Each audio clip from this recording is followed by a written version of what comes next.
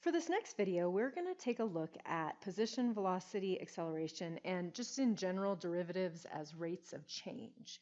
And so these are some functions that we've looked at in some application problems that we've explored already, but now we're going to put the tools that we've learned to good use and really get into these concepts. So let's start with just a quick reminder of what the velocity acceleration functions are and how they relate to the position function. So if we're given a position function, S of t, and that is what we normally call it, or at least what this textbook uses for the position function, we use S of t. If that gives the object's position after t units of time, then its derivative is the velocity function, and its derivative represents the change in position over the change in time, which we represent with delta s over delta t. So we are talking about change in position over change in time. So if we wanted to mention that over here, delta s over delta t, change in position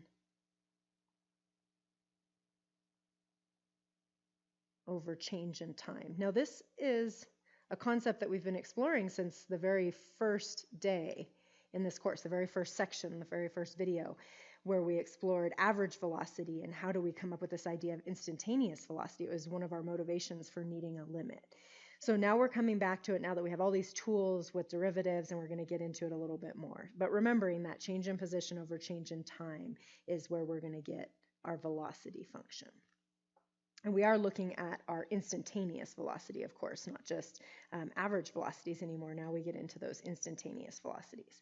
Now, when we take the second derivative, we get our acceleration function, and that represents the change in velocity over change in time. So you see the delta v over delta t here. And then, of course, there's also the jerk. If we wanted to get into the third derivative and talk about sudden changes in acceleration, that's where we look at the third derivative of the position function, which is the derivative of the acceleration function, and that gives us the jerk, change in acceleration over change in time. Sudden jerks are changes in acceleration, and we do, not very often, but every once in a while we can look at that. So let's go through a graphical example first, and then we'll get into some more functions and apply some of the rules that we've learned over the last several sections. So here is the graph of a bicyclist's position over time. So the question might come up, what is the average velocity on the time interval from 0 to 1? So we've got this little graph. It's indicating the bicyclist's position. This is our position function. The position as time goes on. So we can sort of see from here, right? We've got this bicyclist. I'll just trace it out, and this is kind of getting a little into E, but we'll do it in more detail when we get to E. But this cyclist is going for 4 hours. So he's going for, or she's going for a long ride. So, she starts out and she gains position miles, right? She gains position until she gets to right about here at 2 hours. Notice what happens. She doesn't gain any position for a little period of time. Maybe she stops. Maybe she stops and takes a little coffee break right in there. She does something fun, right? Takes a little break, maybe gets a cup of coffee. Then she hops back on the bike, right? But her position does not change from 2 to 2.5 hours. Just keep that in mind. Then she hops back on the bike and she continues to gain mileage. She continues to go. And in the end, she's ended up going, look, these are in twos, by the way. So she ends up going about 29 miles, almost 30 miles. So after 4 hours, she's traveled about 30 miles total. So that's basically what's going on with her pathway there. And there is that little middle piece where she does stop. When she's not gaining any position, that would mean that she's not moving. She has stopped, which, by the way, back to our ideas of, velocity and so forth, if we think about drawing a tangent line in here, notice that the velocity, the tangent lines, slopes of the tangent lines are horizontal, right? When she's stopped, her velocity is 0. The derivatives right there are horizontal. Okay, so let's come back to our questions. We've traced it out. We've thought about what it looks like. Now let's take a look. So what is the average velocity? So now we're back to talking average velocity. What is the average velocity of this cyclist on the time interval from 0 to 1 hour? Okay, well, from 0 to 1 hour. So let's mark those two ordered pairs on the graph. From 0 to 1 hour, we've got, she starts at 0, 0, and then over here she's at 1. It looks like she's actually a little bit above 10. Let's call it 10.5. So if we want average velocity, just as a reminder, this is, again, going all the way back to the very first section, the very first lecture in this calculus course, where we talked about average velocities and how we can use average velocities to estimate an instantaneous velocity. So we're back there again. So an average velocity, and I'll write it just like I did then, v sub av for average velocity. So v sub av, average velocity again is the change in position over the change in time. Just as a reminder, that's how we find that. And so the average velocity, if taking a look at our two ordered pairs, is just going to be 10.5 minus 0 over 1 minus 0. So it's actually 10.5 over 1. Remember, when we talk velocities, we should always remember our units. And so our units for our y, for our position, was in miles. So this is in miles per hour. So what that is saying, that for the first hour, this cyclist, she is averaging, as she cycles along for that first hour, she's averaging about 10.5 miles per hour. Okay?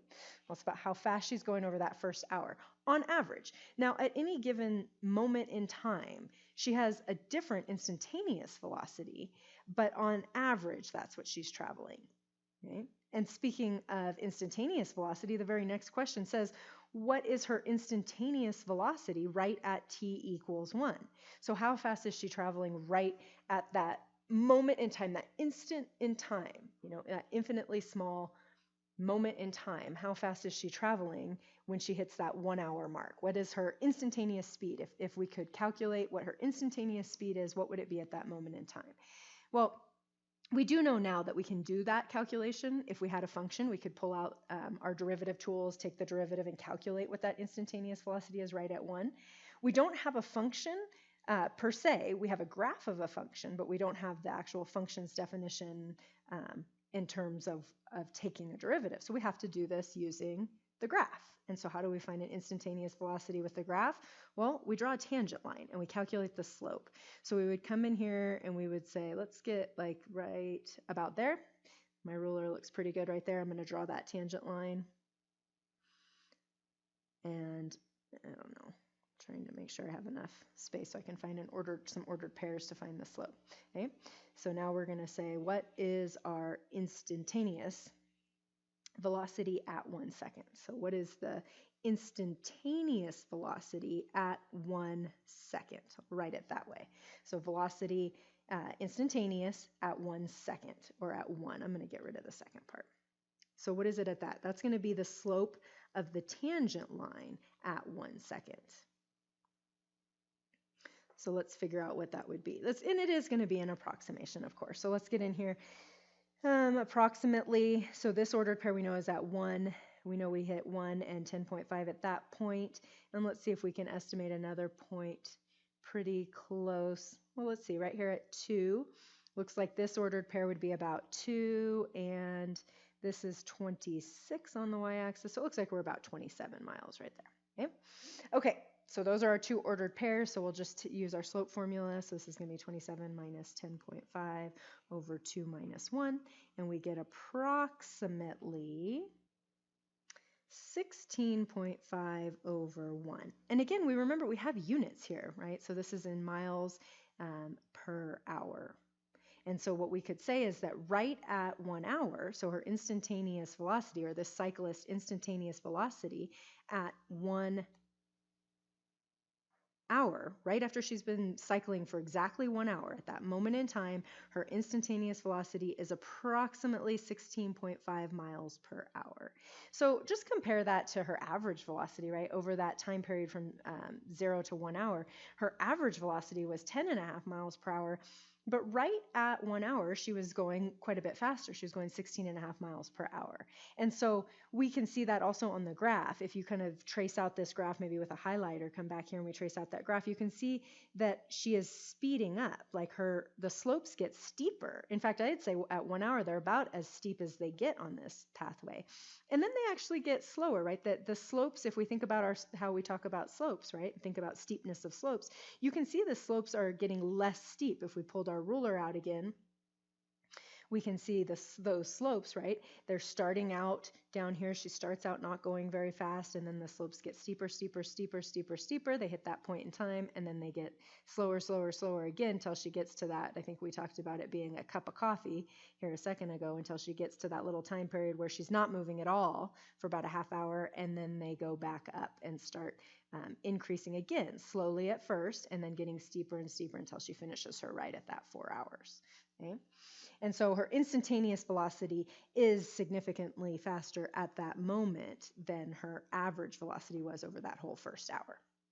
Okay, so let's go back, and I think I'm going to skip those next two. It's real similar for the next couple, talking about what instantaneous, what is the average velocity from 1 to 2 hours. We could do the same thing from 1 to 2 hours, pick two ordered pairs, calculate an instantaneous velocity at 2 hours. Actually, her instantaneous velocity at 2 hours is 0. Her instantaneous velocity at 2 hours is 0. Remember, we talked about that little time period right in there where she is just, right, she's stopping. She's not changing her position at all. And that happens right at that 2 hour mark. She hits that mark where her, for an instant at 2 hours, if we look at that instantaneous velocity, it would be a horizontal tangent line, and that would actually be 0. Okay. And then we've described the bicycle trip, and I'll do it just one more time, but let's just talk about it, right? Like if you look at this position function, we could say that this cyclist starts out riding at a, not at a very quick speed in the beginning. In fact, has an average velocity over the first hour, 10.5, but then speeds up, and right at 1 hour is kind of going at her max speed, about 16 miles per hour. And then slows, continues to ride for another hour, but gradually getting slower and slower until we hit that 2 hour mark, at which point she stops. And, we can fill in the blanks however we want. And so we could say she stops to get a cup of coffee and hangs out at the coffee shop for a half hour. And then picks back up again and, hops back on that bike, continues to ride, again, gaining more position as she goes and speeding up a little bit, right? She starts off pretty slow after that coffee, maybe she's feeling, a little bit tired, but then she gains some speed until she finishes her ride about 4 hours and has traveled a total of, looks like about 29 miles when we get to that last point. Okay. And so at 4 hours, it looks like that's about 29 miles. And so that's how we would describe that bicycle trip.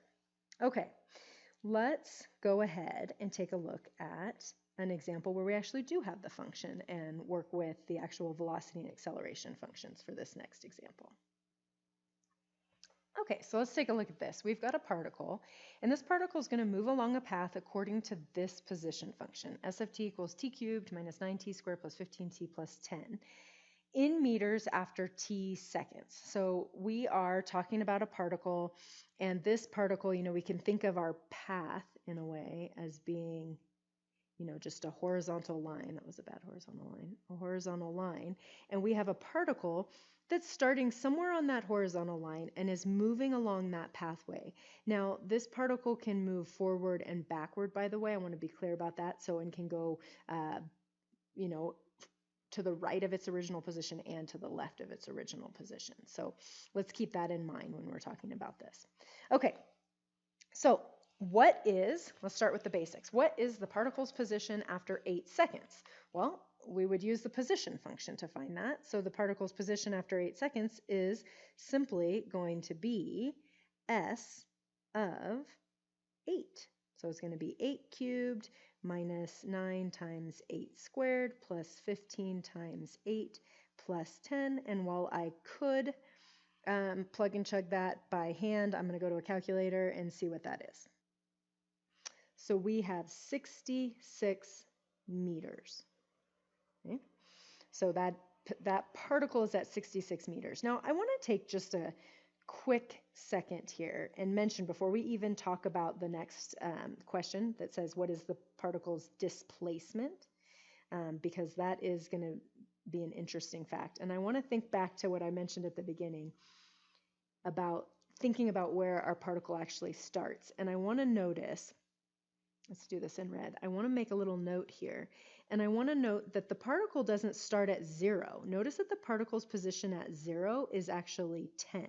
So if we think about the particle in here, we actually have some, you could think of this as your t, your No, let's not think of it as t. Let's think of this as 10. This is where the particle is starting at. The particle starting at 10, and then it moves to s of 8. It moves to, this was at t equals, we have to put t equals 0. That's what we have to do. We can't put t on that axis. This is when t is 0. The particle itself, this is our s of t line. The particle itself is at 10 meters in this case. We are talking in terms of meters, so it's at 10 meters. And then the particle does something. I don't know what it does. We're going to get into this. Maybe it moves straight to this next point, or maybe it does some sort of zigzag. I don't know. That's something that we'll get into when we talk about distance traveled. But by the time we get to t equals 8 seconds, after 8 seconds have passed, this particle is at 66 meters. Okay, so this was 10 meters. So at t equals 8 seconds, this particle is over here at 66 meters. So that's the particle's position. If we pause time right at 8 seconds and we said, where is the particle sitting at? Then it would be sitting at 66 meters. Okay? Now, how far has it actually displaced from where it started? The second question. Well, it's actually had a displacement, notice here, of 56 meters, right? It's moved 56 meters from where it started. So when we talk about displacement, we actually have to think about where the starting position versus where it ended. So what is the displacement on the time interval 8 seconds? Well, we actually think about the time interval, as mentioned, from 0 to 8 seconds, and we have to think about what is its displacement. Well, s of 8 seconds, not 10 seconds, 8 minus s of 0. So we have to think about 66 minus 10. And 66 minus 10 is 56 meters. So this particle has displaced 56 meters on that 8 seconds. Okay? Displacement, that's not necessarily the distance traveled, because as I mentioned, we don't know. We need more tools. We need more work done to figure out if the particle goes backward and forward. So we've got some little particle or bug, whatever you want to think of, but we don't know if it's going just straight there. That part we don't know yet, and it might just move straight from 10 meters to 66 meters, but we won't know that until we consider the change in position over time, which is our velocity. We won't know if it's doing that until we know if the velocity is always positive or if it changes sign from positive to negative. Because it could be the case that this little particle goes forward and then turns around and comes back. And I'm having to draw this on top of each other, even though it would be straight back and forth on that line. We're not sure yet if this particle does something like that pathway. That we're going to have to do a little more work to find out. So we do know that it displaces by 56 meters and it ends at 66 meters, but we got to do a little more work to figure out how it does that. Does it go in a straight line? Does it constantly move forward, or is it moving both forward and backwards? Okay. All right, so let's figure that out. So now let's actually determine the velocity function. So it's kind of like the bicyclist, right? Like when we looked at the graph, we were able to tell when the bicyclist was stopped, when the position wasn't moving, because her velocity was 0. That's when it had that horizontal tangent line. But now we're saying, now we've got a function. We don't have a graph, but we want to know, when is the particle at rest? Well, the particle is going to be at rest when the velocity is equal to 0, when there's 0 change, right? And when the position is not changing with respect to time. So let's take a look at the velocity. So what is our velocity function? So remember that v of t is actually the derivative, so s prime of t. So let's take the derivative of our function, and our function is not on the screen, so let's get it back on the screen. So our function is s of t equals t cubed, so our velocity function is going to be 3t squared minus 18t plus 15 plus 0. So there's our velocity function.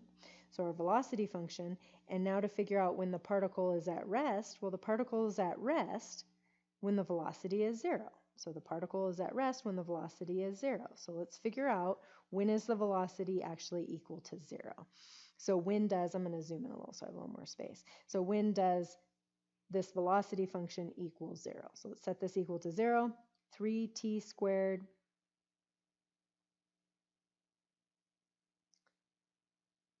at rest, and it might be just instantaneously at rest, and it will be for this particle, not like the coffee stop. That was instantaneously at rest, but for a whole 30 minutes, and every instant in those 30 minutes. So let's factor out the 3, and let's see what we get here. T squared minus 6t plus 5 equals 0, and looks like I can factor. I don't even have to use the quadratic formula here. So when would this happen? This is going to be nope. It's going to be minus 1 and minus 5. There we go. So t minus 1 and t minus 5. So when t is equal to 1 second and when t equals 5 seconds. So notice that the particle is at rest at 1 second and at 5 seconds. So our answer to this question, we've got our velocity function, and now we also know when the particle is at rest. So the particle has a velocity of 0, meaning it is at rest, instantaneously at rest. No change in position at those instants. So right at 1 second, that particle has that instantaneous rest. There's no change in its position, and same at 5 seconds. So then how do I answer this question? When is the particle moving forward and backward? So I know it's up above and we don't have it right now, but on the screen. But remember we started right here at t equals 0. So at t equals 0, we were at 10 meters. And then by the time we got to t equals 8, we were over here at 66 meters.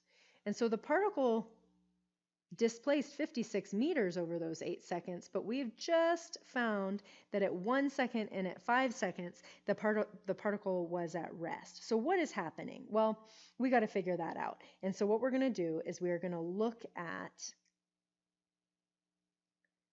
the signs of the velocity function. If the velocity is positive, then this particle, this little object that's moving, this particle, if the velocity is positive, then its change in position over time is positive, meaning that it is gaining position over time. Now, that would mean it's moving forward on a forward pathway. But if that velocity were negative, if it were losing position over time, a negative change in position over time, that means the particle is actually moving backwards, right, along this line.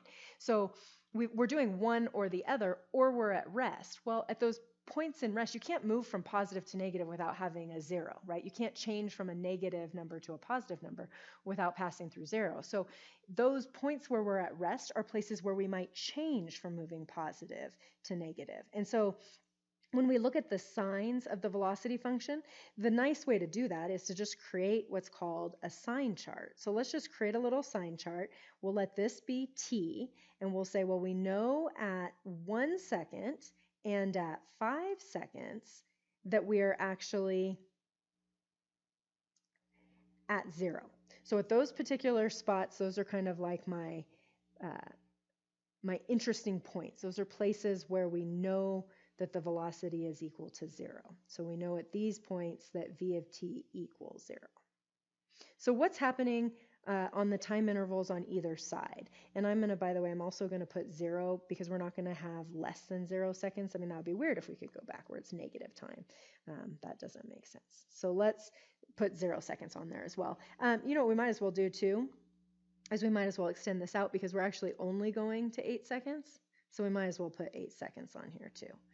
That just happens to be the, lost my line. That happens to be the time frame that we're looking at. So I had an arrow there, but we really only need to look at it to 8 seconds. So we have these couple of intervals. We've got from 0 to 1 second, then we have from 1 to 5 seconds, and then we have from 5 to 8 seconds. And we want to know what's going on in each of those. So what we're going to do is we're actually going to look at the sign of the velocity. So I'm going to put v of t on the top of this little line that I've created, and I'm going to check the sign of the velocity. And where is my velocity? Here's my velocity right here. So I'm going to write v of t in its factored form, because anytime we're looking at a sign chart, and we've used sign charts with domains before, but now we're using the sign chart in a different context. We're going to use a sign chart here, a sign table here, to consider the signs of the velocity, so we'll know if we're going forward or backward. So we're going to take the velocity and we're going to plug in something from 0 to 1. I don't really care what the specific velocity is, just what its sign is. Is it positive or is it negative? So let's pick something like, I don't know, 0.5, and I'm going to give myself a little more space. I didn't give myself enough space here, so let me scooch this down just a little bit. So maybe I pick something like 0.5. So I pick t equals 0.5, or 1/2 if you prefer to think of it as 1/2. And I am going to come up here, I'm going to keep my eye on this, and I'm going to plug into that. Well, 3 is always positive, so we don't need to worry about the 3. But t minus 1, if I plug in a time of 1/2, something between 0 and 1, and t is just my test point. These are test points in the interval. So if I pick t equals 1/2 and I plug that in right here, I'm going to get 1/2 minus 1. Well, that is definitely a negative. So I'll put a negative there. Then I plug in 1/2 here, t minus 5. That is also a negative. And a negative times a negative is a positive. So I'm going to circle that positive. And down below here, I'm going to write this. The velocity is positive on that interval, which means we are actually moving forward. We'll write that up in a second. Now let's keep going. Now we're going to go from 1 to 5. So a nice test point there, maybe 2, right? Anything, any number between 1 and 5, and there's an infinite number of possibilities. I like the whole numbers, but we didn't have that choice on the 1/2 previously, because we had to be between 0 and 1.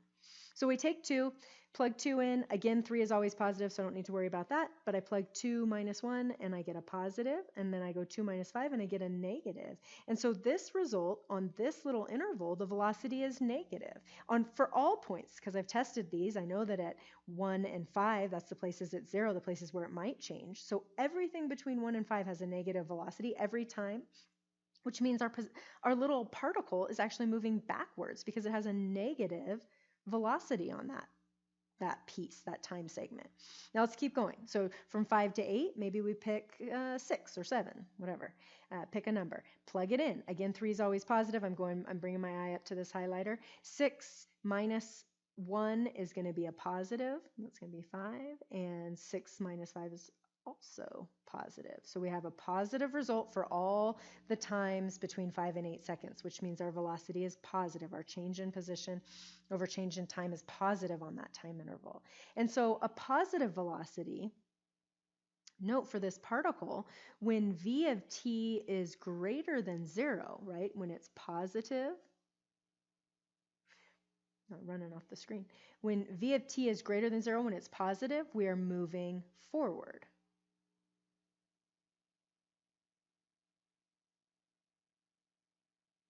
And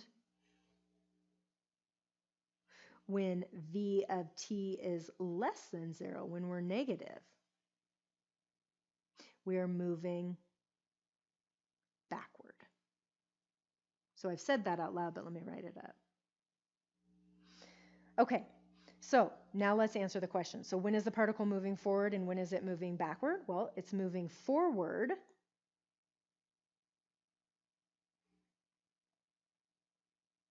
It is moving forward on the time intervals from 0 to 1 second and from 5 to 8 seconds.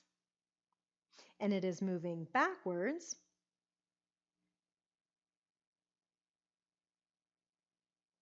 on that time interval from 1 to 5 seconds. Okay? So it's moving forward and it's moving backward, spread out over from 0 to 8 seconds, spread out over 3 ranges of time. So it starts out, moves forward, then it moves backwards. So back to our little picture up here in the corner where we were talking about it, right? It starts at 10 meters, and we now know, we don't know how far it goes forward or backward yet. That's going to be our next piece, but it's going to move forward, then it's going to move backward, and then it's going to move forward again. Okay, so we do know that much.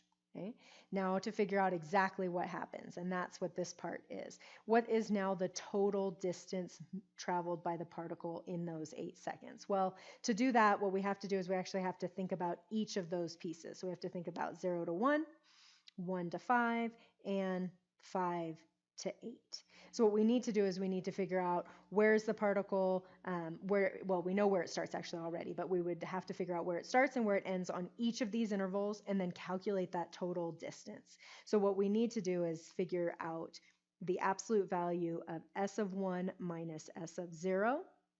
That's going to be the distance on the first interval. We need to figure out the absolute value of s of 5 minus s of 1. And then we need to figure out the absolute value of s of 8 minus s of 5. And we're taking the absolute value because this particle is moving forward and backward, and so we want to make sure we're getting the total distance traveled. Total distance traveled is going to be those absolute values. What is the actual distance traveled between each of those two times? Not the displacement, but the actual, right? We want to know the distance traveled, right? So right, if he goes backwards, and this little particle can definitely move backwards beyond where it started at. It's starting at 10 meters. Well, it can go backwards past that on this horizontal line. My horizontal line's not up there anymore, but it could be. We could show that. I think I did show that a second ago. So let's figure out what these are. I think I'm going to pause the video and I'll speed it up a little bit right in here so that you can see these calculations, because this is just plug and chug into the position function. So we'll speed it up a little bit right here, and you can see me plug in for s of 1, s of 0, and so forth.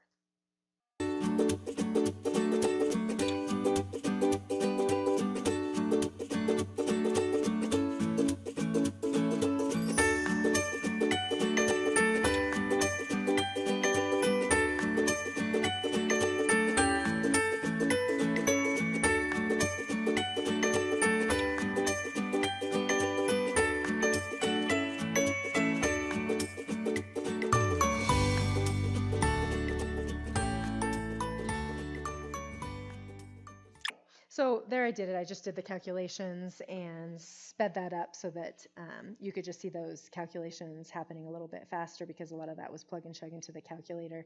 But what I did here was I simply figured out where this little particle was, if we can go back to that pathway and where it ended up. And here we are at 10 meters where it starts, at 0. And what ends up happening, notice that's where it is at 0 seconds, it's at 10 meters. And then notice that at 1 second, it's over here at 17. So let's say here's 17.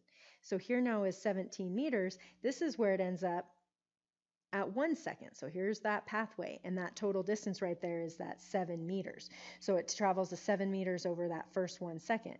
And then from the next interval, from 1 to 5 seconds, remember it's traveling backwards from 1 to 5 seconds. So on this interval, we were going backwards. Here we were going forward, backward, and then forward again. So notice now that little particle right at 1 second, remember it had that instantaneous rate of change, that velocity that was 0 right there. And so this would be right, it's just moving back and forth, but I'm having to go above so you can see it. Now it's going to go backwards to -15. So notice that it actually, we got to go a little bit further backwards. We got to go all the way over here to about -15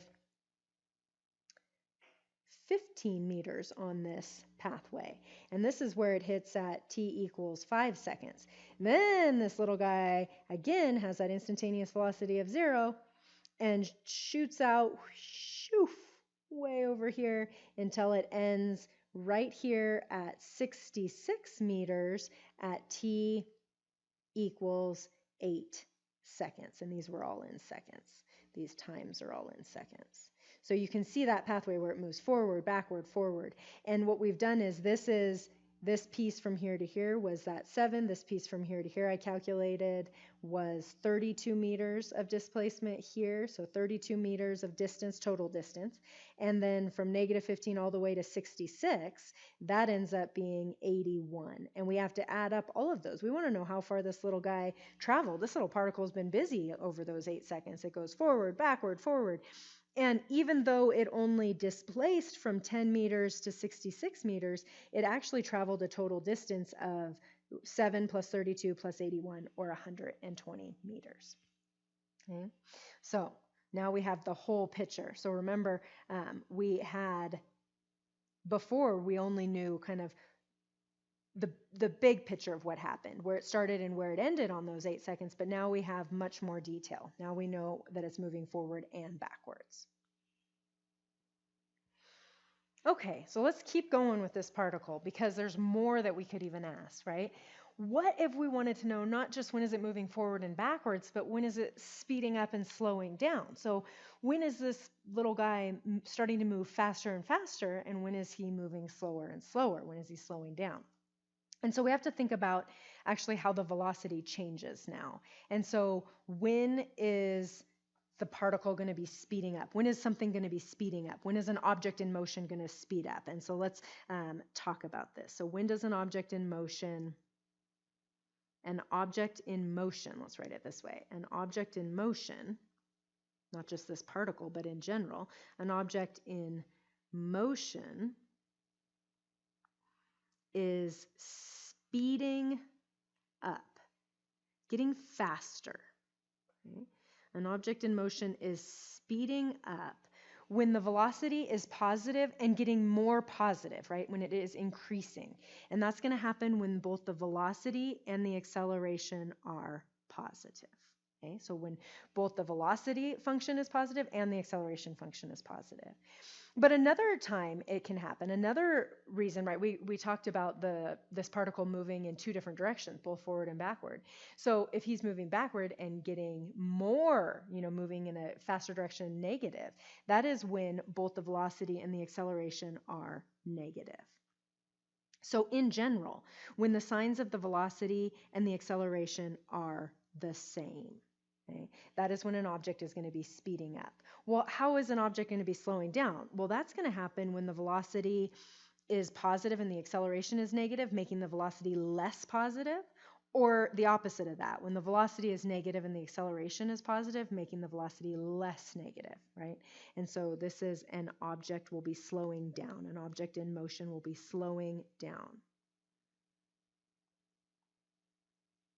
And these are some fun physics concepts. An object in motion is slowing down. Whatever the context is, right? If you're a car or a bug or a particle in our case, you're going to be slowing down if your velocity is positive and your acceleration is negative, or vice versa. If the velocity is negative and the acceleration is positive. And what's happening in each of those cases is the velocity is in magnitude getting smaller.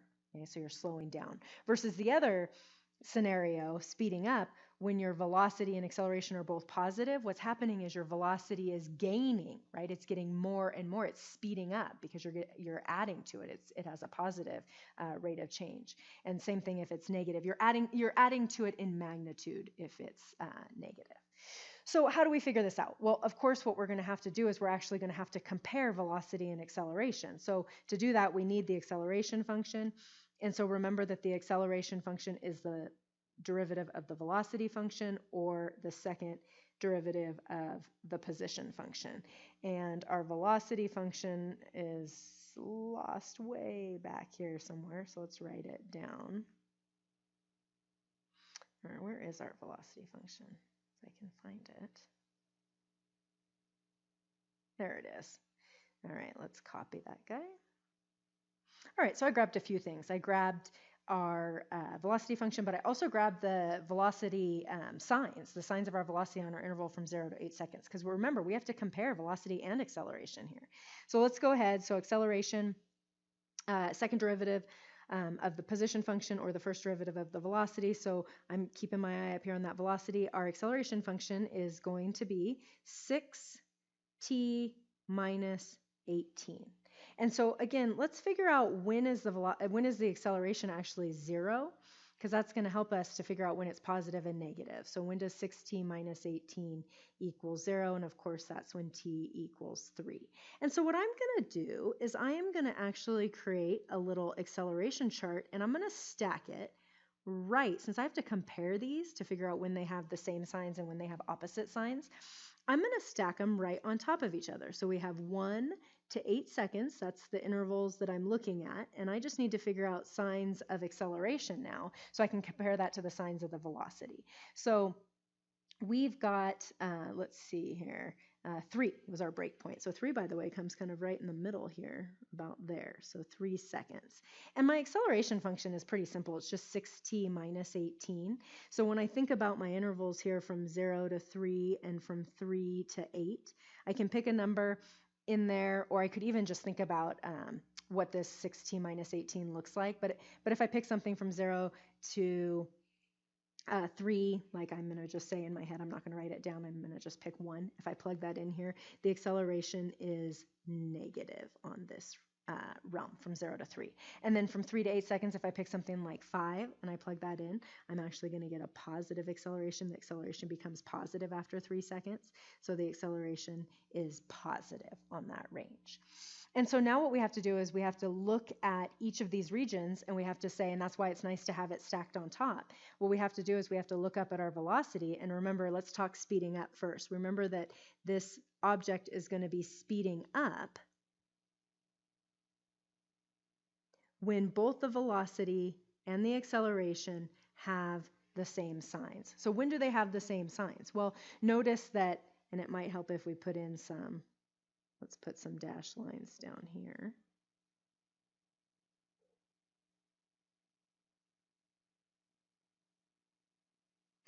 So that we can compare. So notice that we are positive from 0 to 1. We are positive velocity and negative acceleration. We're actually going to be slowing down on that region. So now let's go. What happens from 3 to 5? Notice from 3 to 5 that we are both negative velocity and negative acceleration. So it turns out that from 1 to 3, we're going to be speeding up. And then from, I'm going to put, let's do slowing down at the same time. I was going to do all the speeding up, but while we're going across the number line, let's do slowing down at the same time. So remember we mentioned just a second ago, from 0 to 1 seconds, from 0 to 1 second, we're slowing down because the velocity is positive, but the acceleration is negative, which means that while we're moving forward in such a way, this little particle is moving forward in such a way that it's slowing down. And then it hits that 1 second where it has that instantaneous velocity of 0, and it actually turns around. And then it starts to speed up. It's speeding up from 1 to 3 seconds. And then at 3 seconds, the acceleration goes to 0. Okay, remember that at 3 seconds, the reason we had 3 seconds right here was because A, and maybe we'll write that in red, at 3 seconds, A of t was equal to 0.